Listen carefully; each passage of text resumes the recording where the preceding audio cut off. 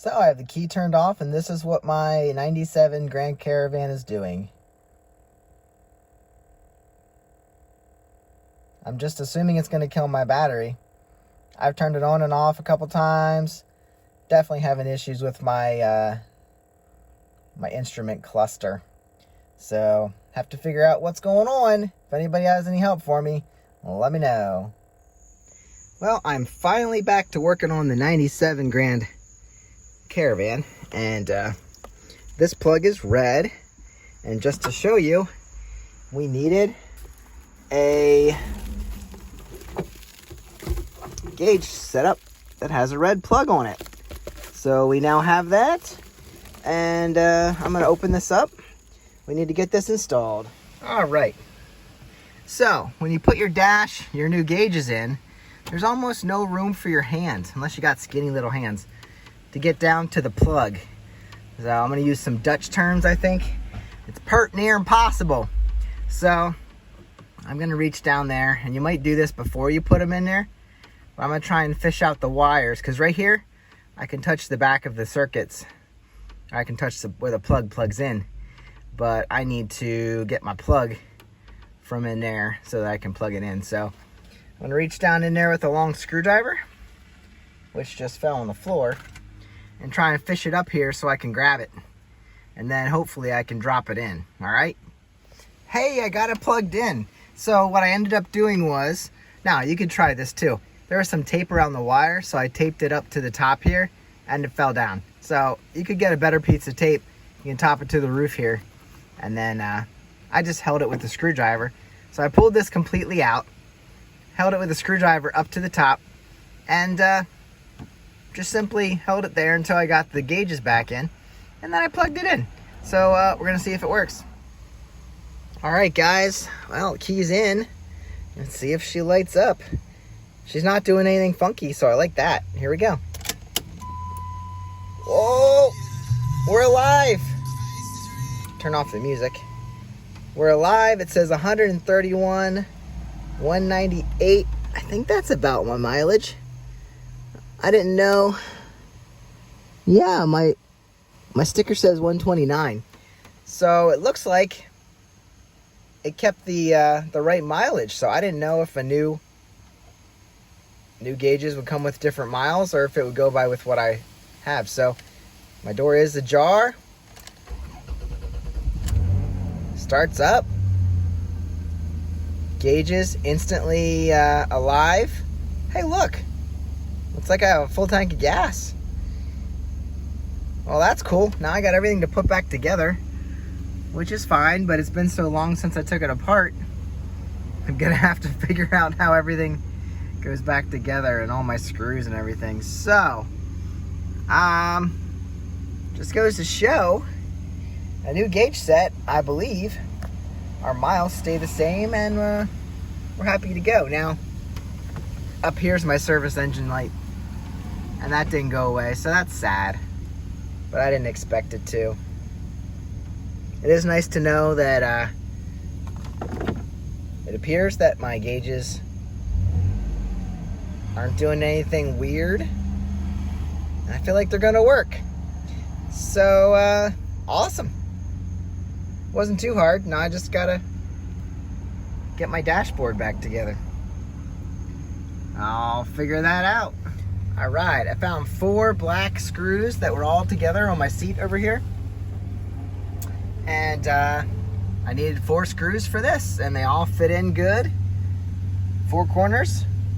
So I think that's good, and I can go ahead and get this out of the way. Pop this guy back in place.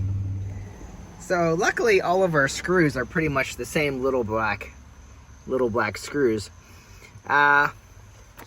When you get your 4 screws in your gauges, then this black piece, if you didn't disconnect all these guys, make sure you line that all up and don't force it. You might break your plastic.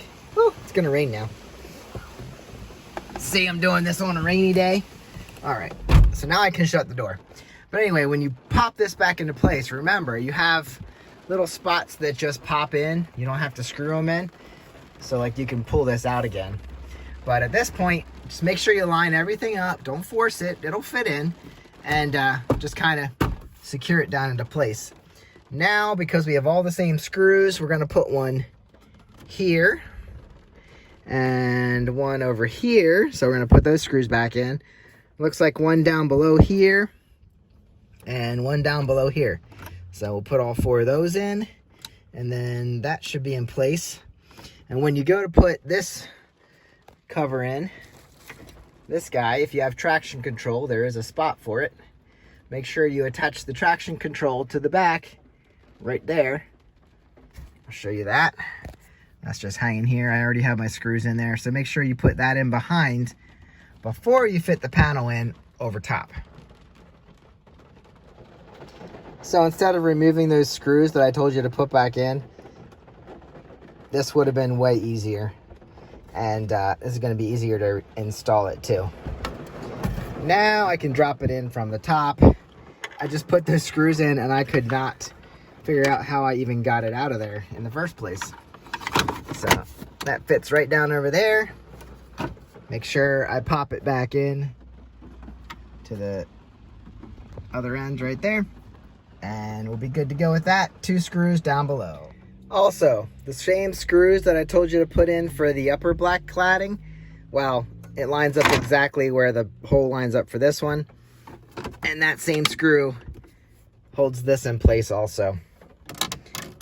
So, hold off on putting those lower screws in, the ones down here, because that's exactly where this is going to go. So, it'll snap in on top, which, for some reason, there we go. Snap it in on top. And then put your screw in right down there. And right down there. All right, down here it looks like we have 3 screws, 4 screws, 7 screws left. It looks like I have one to put in here. There's one here, 2, 3, and then that's a 4th one. This pops up in with these guys, one on either side, and then I don't see anything else there. I'm sure we have some to go along the bottom of this guy. So first I'm going to put these 2 in, and this one.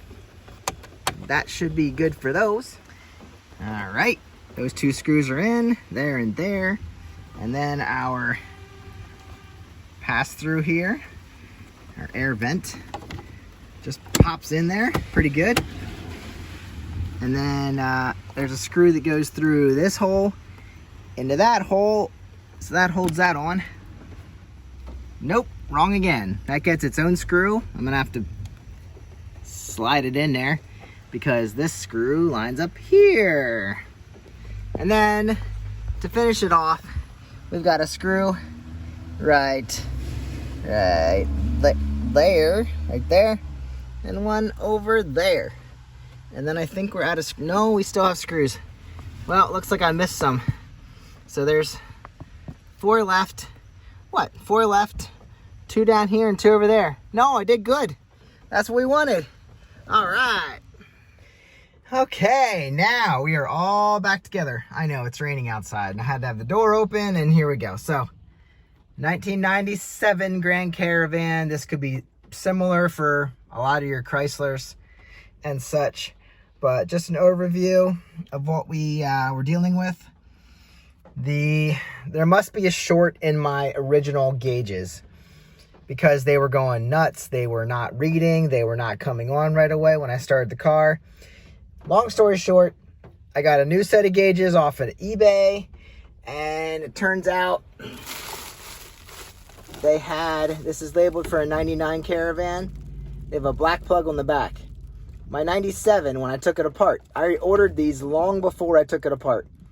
My 97 has a red plug. So, those don't work on this car. They might work, they just don't work on this car. So if you need them, let me know. So I ordered another set off of eBay, made sure it had the red plug, plugged right up. Everything works as it should, and I'm excited. And got it all back together. And now we are back in business. This would just sit there and just hover for a while, all the gauges. My gas gauge would never work, and it would jump around all the time and tell me that it was low on fuel. Now, I don't know if that's fixed. That might be just an issue with this gauges. I was blaming the fuel sensor gauge in the tank, but it would be great if it wasn't. And just to let you know, I think the miles are actually correct on this thing. So buying a new set of gauges actually did not mess up with my miles.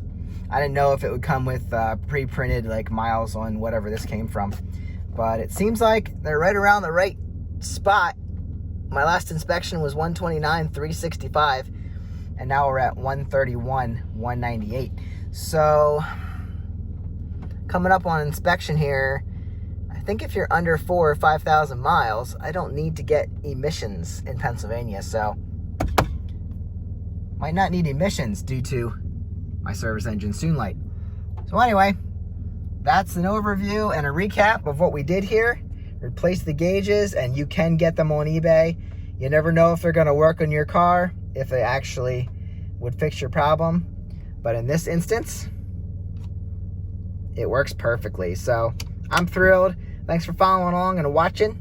And seems like it's a successful story for us. Now, the other things I need to fix are the brakes. Something going on with the brakes. I think we're leaking somewhere, and they're not working too well. They still work, but not great. So anyway, that's an issue I need to fix. The other thing is my blower here doesn't work on 1. It blows on 2. Maybe not. Blows on 3. Doesn't blow on 4.